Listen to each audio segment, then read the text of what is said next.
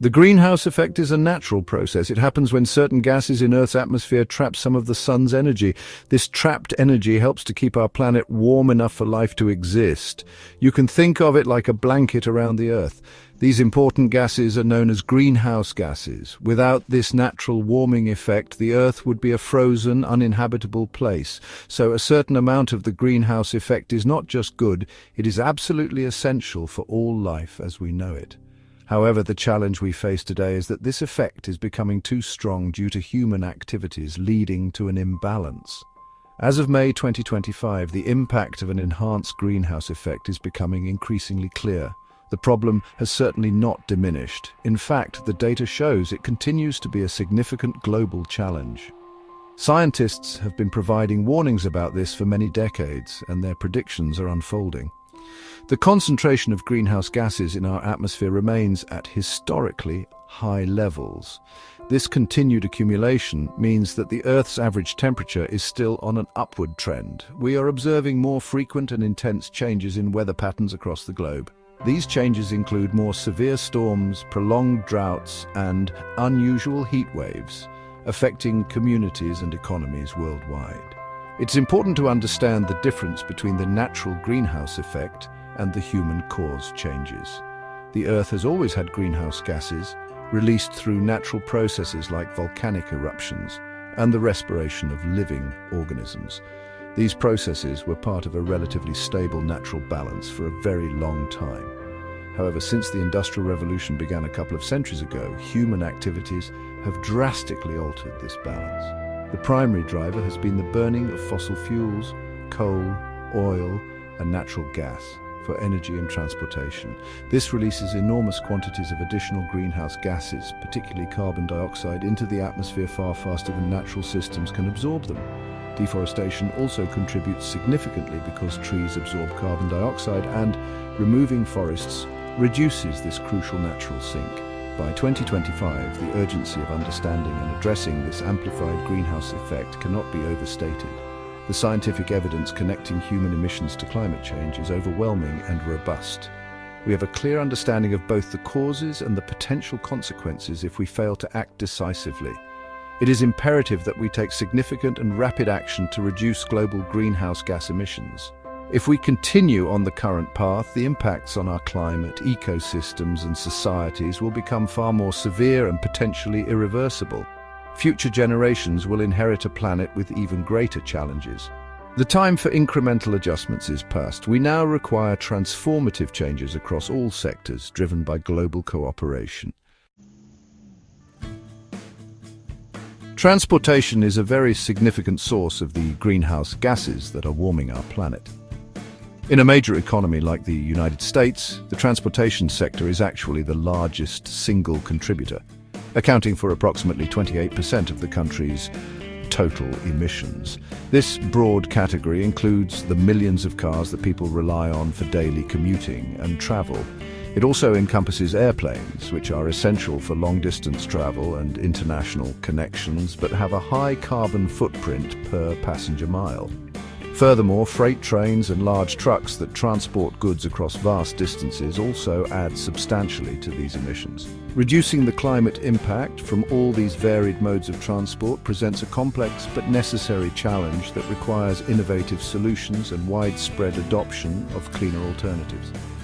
International shipping is another critical area to focus on when we discuss greenhouse gas emissions. This sector is responsible for about 3% of all global greenhouse gas emissions. While this percentage might appear relatively small compared to some other sectors, the sheer volume of goods moved by sea makes it a substantial contributor. In the year 2023 alone, maritime trade volumes exceeded an astounding 12 billion tons of cargo. The majority of these emissions come from large ocean-going vessels, particularly those exceeding 5,000 gross tons. These large ships are the workhorses of global trade, but are responsible for approximately 85% of the entire shipping industry's emissions. Making international shipping cleaner is therefore vital for sustainable global commerce and reducing our overall climate impact. The food we consume and the systems that produce it also have a considerable impact on greenhouse gas emissions.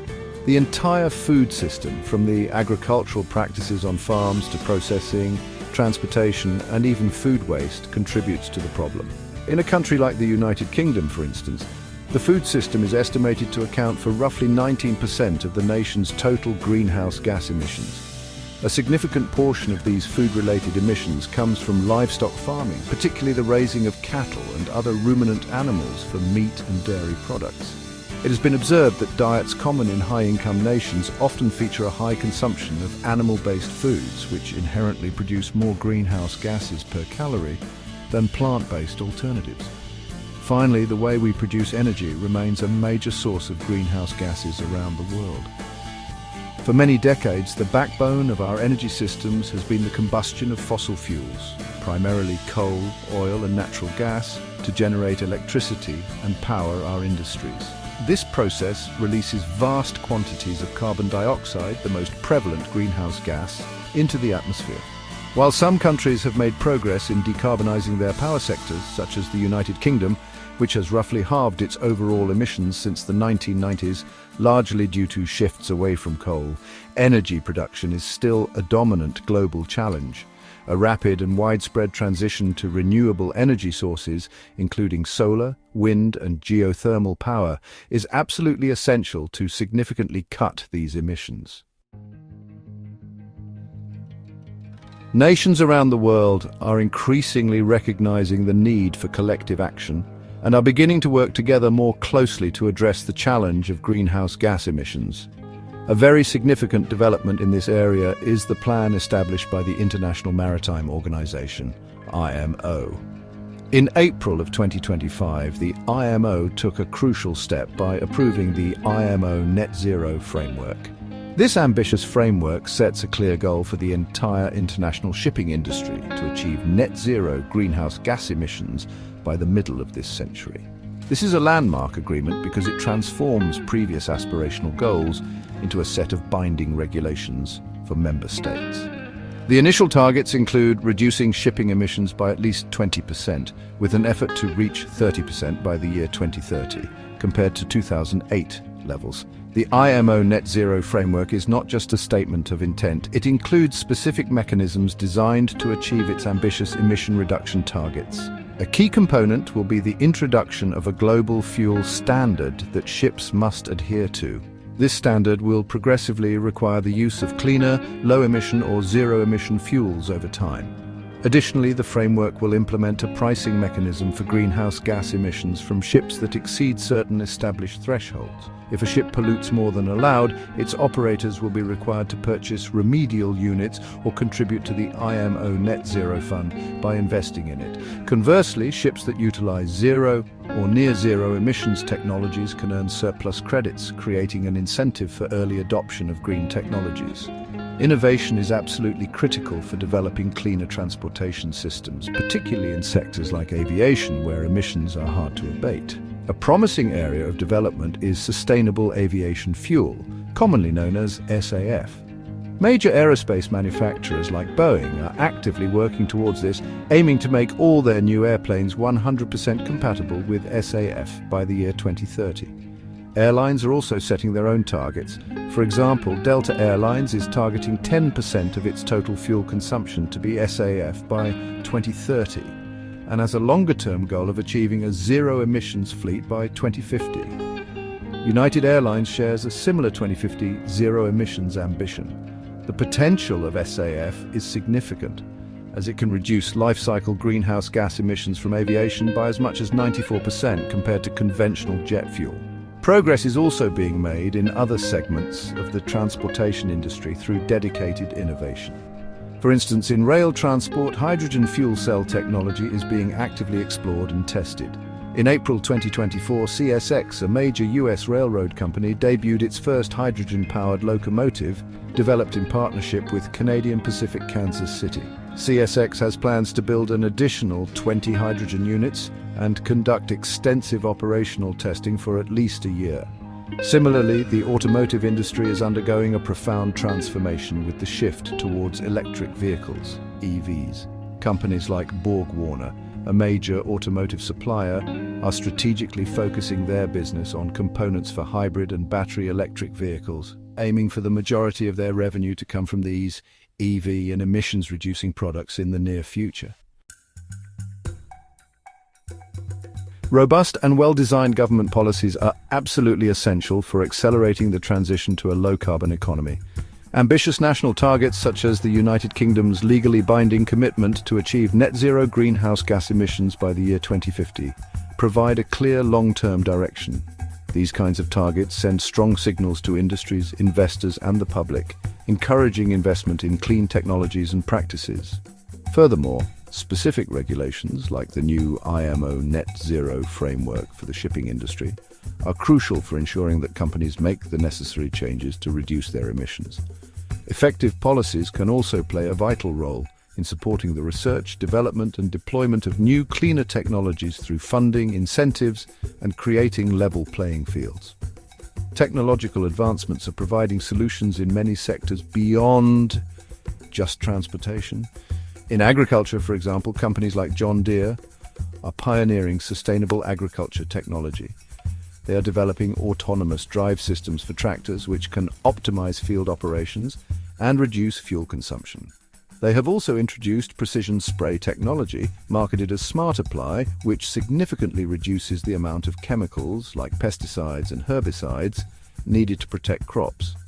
This targeted application minimizes chemical runoff into waterways, reduces airborne drift, and conserves water.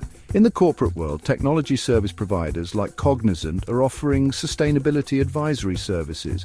They leverage tools such as artificial intelligence, machine learning, and digital twins to help businesses green their operations, product life cycles, and complex supply chains. The actions and choices of individuals also play a surprisingly significant role in tackling the greenhouse effect. Our collective daily decisions, when aggregated, can lead to substantial reductions in emissions. For instance, dietary changes can have a notable impact.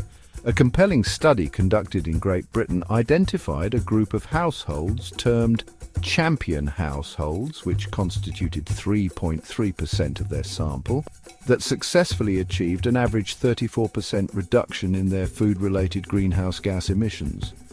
The primary driver for this reduction was a decrease in meat consumption, often accompanied by a shift towards more plant-based food options or substituting some meat with dairy products and fruits.